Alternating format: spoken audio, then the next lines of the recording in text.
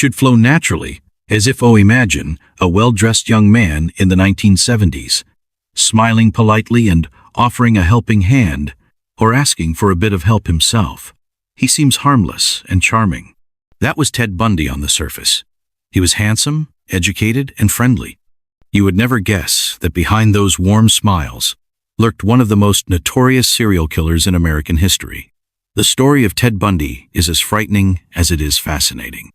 It is a tale of deceit, manipulation, and evil hiding in plain sight.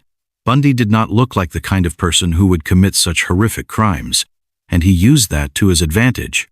He had a way of gaining the trust of people by appearing kind and trustworthy. Young women in particular found him charming and approachable. And tragically, that was how he lured many of his victims. In the early 1970s in the Pacific Northwest, women began to disappear under mysterious circumstances. Many of them were college students. It started in Washington State. Imagine the fear spreading around the University of Washington campus in 1974. One young woman, a student at UW, vanished from her own home one night. Her bed was made and her nightgown was laid out carefully, but she was gone without a trace. That was one of the early victims of Ted Bundy. At the time, police had no idea a serial predator was on the loose. The missing persons cases just kept coming. A student disappeared while walking at night. Another vanished from a dormitory. The community grew anxious, but no one realized these incidents were connected at first. Bundy was very intelligent and methodical. He was well-educated and outwardly a polite young man with a bright future. But meanwhile, he was secretly hunting for victims. One of his tactics was to pretend he was injured or in need of help. He would put a fake cast on his arm or hobble on crutches, then ask a young woman to help him carry books or load something into his car. Since he looked clean-cut and had an easy smile, people felt safe and stepped in to assist. Once they were close and off guard, he would knock them unconscious and kidnap them. As 1974 went on, the disappearances continued. By the summer, the case took a dramatic turn. On a sunny day in July, at Lake Sammamish State Park in Washington, crowds were enjoying the beach when two young women vanished just hours apart. Witnesses reported that each woman had been approached by a young man with his arm in a sling, who introduced himself as Ted. He had asked for their help with loading a sailboat on his car. That detail of his name was a crucial clue. For the first time, police had a description. It was of a good-looking young man named Ted driving a Volkswagen Beetle. The investigation intensified after that. Flyers and warnings went out about a man named Ted with a VW Bug. Tips poured in. In fact, a few people who knew Bundy pointed him out to authorities, but officials brushed it off. To them, this clean-cut law student simply did not fit the image of a murderer. Ted Bundy had everyone fooled for a while. Despite some suspicions, he continued his double life. On one hand, he was charming friends, spending time with his girlfriend, even volunteering at a crisis hotline where he helped counsel others in distress. It is chilling how compartmentalized his life was. Those who worked with him later recalled how polite and caring he seemed back then. It was all a mask. By the fall of 1974, Bundy decided to move his hunting grounds. He left Washington and went to Utah to attend law school in Salt Lake City. But the change of scenery did not change his murderous urges. Soon after he arrived, women in Utah began disappearing too. One moment a young woman would be out shopping or leaving a school event, and then she would vanish.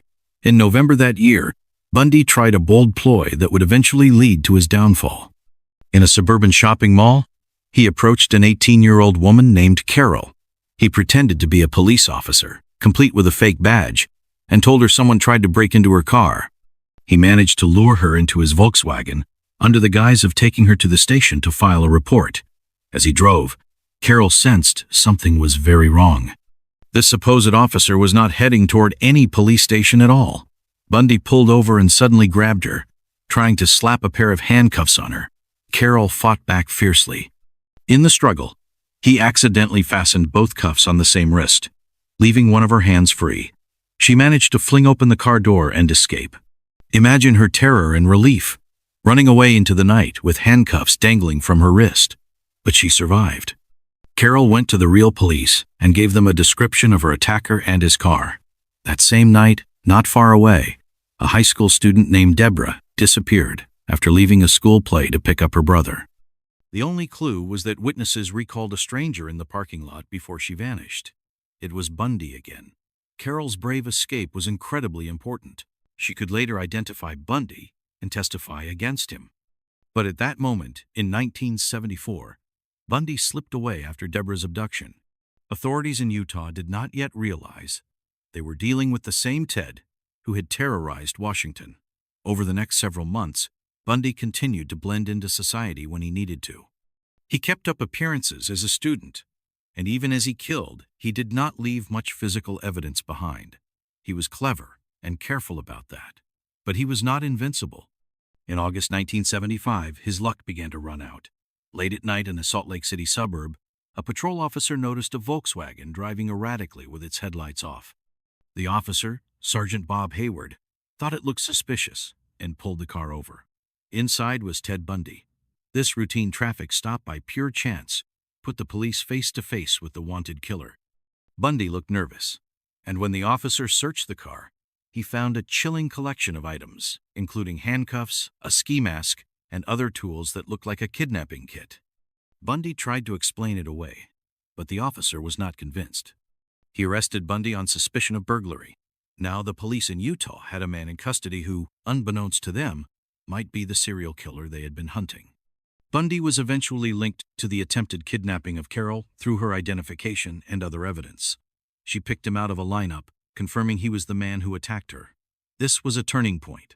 In 1976, Bundy went on trial for the kidnapping of Carol and was found guilty. He was sentenced to prison time in Utah. At this point, investigators from multiple states started comparing notes on their unsolved cases.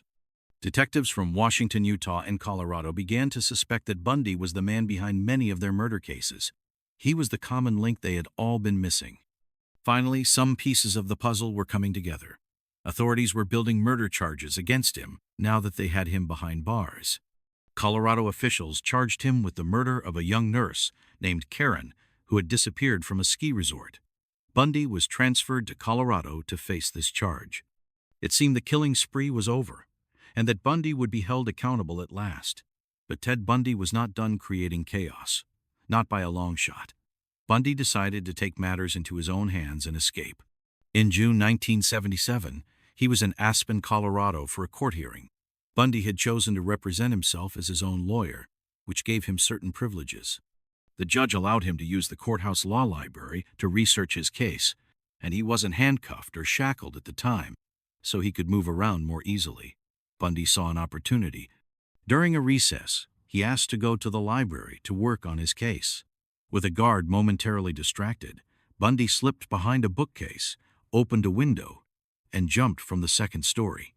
Just like that, he leapt to freedom. He injured his ankle when he landed, but he managed to get away. By the time anyone realized what had happened, Bundy had vanished into the Aspen Mountains. Bundy was on the run in the wilderness for 6 days. He broke into a cabin for food and clothing and tried to navigate the rough terrain. Cold and lost in the woods, he eventually made a mistake. He stole a car to make his getaway, but drove it poorly because of exhaustion and his injured ankle. 2 police officers noticed the weaving car and pulled him over, and so Bundy was back in custody. His first escape was short-lived, but it showed how determined and resourceful he could be. Only 6 months later, in December 1977, Bundy pulled off an even more audacious escape. This time he planned everything carefully. He sought a hole in the ceiling of his jail cell and even starved himself so he could fit through it. On the night of the 30th of December, 1977, while most of the staff were away, Bundy wriggled through the opening and into an empty apartment above. He changed into street clothes and simply walked out of the jail. By the time the guards realized he was missing the next day, Bundy was long gone, headed far from Colorado.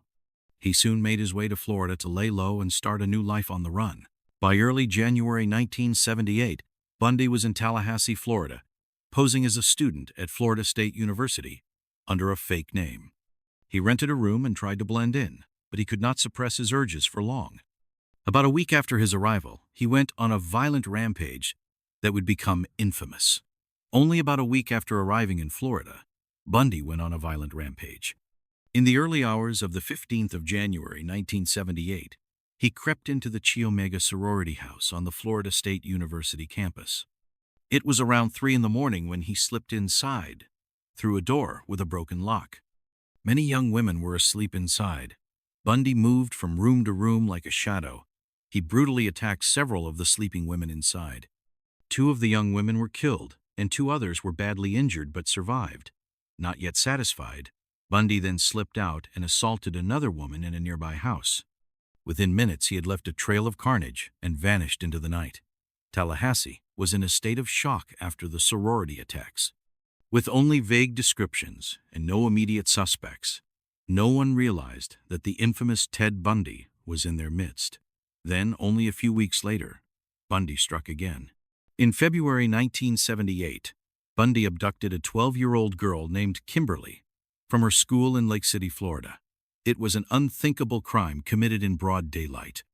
A massive search ensued, and her body was found weeks later. It was the last murder he would ever commit. Bundy did not get far after that. On the 15th of February, 1978, in Pensacola, Florida, a police officer noticed a suspicious car driving before dawn. When the officer ran the plates, the vehicle came up stolen. He pulled the car over. Inside was Ted Bundy, using a fake ID. At first, Bundy refused to give his real name. He even tried to fight the officer and run, but the officer overpowered and arrested him. At the police station, Bundy finally admitted who he was. You can imagine the surprise of the local police when they realized they had in custody the Ted Bundy, the escaped killer who was wanted nationwide. Bundy was finally caught for good. There would be no more clever escapes. Now it was time for Bundy to face justice in Florida. The state had a mountain of evidence against him for the sorority house attacks and the abduction of Kimberly. The trial for the Chi Omega sorority murders began in June 1979 in Miami. It had to be moved away from Tallahassee due to the massive publicity and fear in the college town. Even in Miami, the trial attracted huge attention. It was the first trial ever televised nationally in the United States, turning it into a media spectacle. And Bundy, always the narcissist, seemed to revel in the spotlight.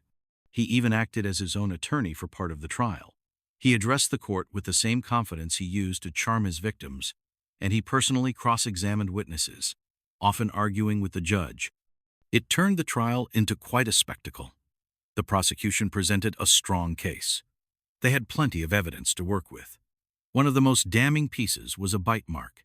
During the sorority attack, Bundy had bitten one of his victims. The bite mark on the body of that victim matched his teeth, almost like a fingerprint. In court, a forensic dentist dramatically showed the jury a comparison between the bite mark and impressions of his teeth. When the jury saw how perfectly they aligned, it was a pivotal moment. Bundy, who always thought he was smarter than everyone else, could only watch as science tied him directly to the crime. It did not take long for the jury to convict him on 2 counts of murder and 3 counts of attempted murder in the sorority case. When the verdict was read, Bundy maintained a calm facade, but surely he felt his charismatic spell over people was finally broken. The judge sentenced him to die in the electric chair for those crimes. Not long after, Bundy went on trial again, this time for the murder of the 12-year-old Kimberly. This trial was held in early 1980. Once more, Bundy was found guilty. The evidence was overwhelming, including an eyewitness who saw him leading the girl to his van, and fiber evidence linking him to the crime. During the penalty phase of this trial, in another shocking stunt, Bundy proposed marriage to his girlfriend, Carol Ann Boone, in the middle of the courtroom while she was on the witness stand. As odd as it sounds because they declared their vows in front of the judge, it was considered a legal marriage in Florida. Carol said yes right then and there. She had been a loyal supporter who believed in his innocence. The courtroom moment was surreal, like seeing a convicted killer turn the courtroom into a wedding chapel. But even that strange display could not save him. He received another death sentence.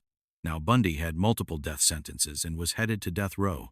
After the trials, Bundy became an inmate on death row in Florida, where he spent 9 years. During this time, he continued to try to manipulate the system and people around him. He tried to appeal his convictions and delay his execution as much as possible. But eventually, time ran out for Ted Bundy. By the late 1980s, his appeals were exhausted. In 1986, he even got a temporary stay just hours before a scheduled execution. But these delays only lasted so long. Realizing he had little time left, Bundy finally began confessing to many of his crimes in his last days. He admitted to killing at least 30 women across 7 states. The actual number might have been higher. He also gave gruesome details about what he had done, showing the depth of his depravity.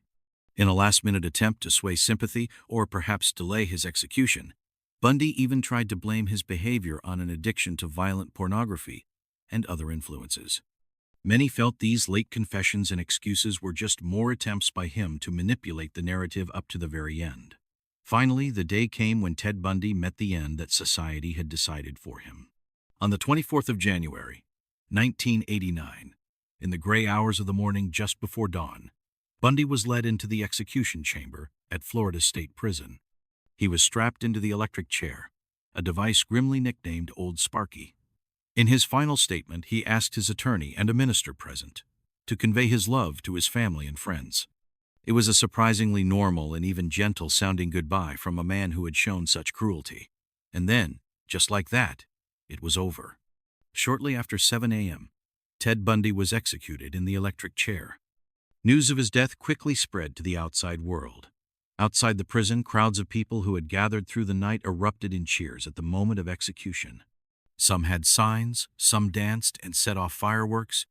This is something you do not see often, but his crimes had affected so many and spanned so wide that there was a sense of relief and even joy that this killer was finally gone. Many others who had known him were left to grapple with the reality of who he truly was. And so the story of Ted Bundy came to an end. In life, he had manipulated everyone around him, hiding a murderous predator behind a mask of an ordinary, charming man. The public also learned a frightening lesson that monsters do not always look like monsters. They can be the friendly stranger at the park or the helpful man next door. Bundy himself once described the concept of a serial killer as a normal person who can be anyone. He was talking about himself, truly a predator hiding in plain sight.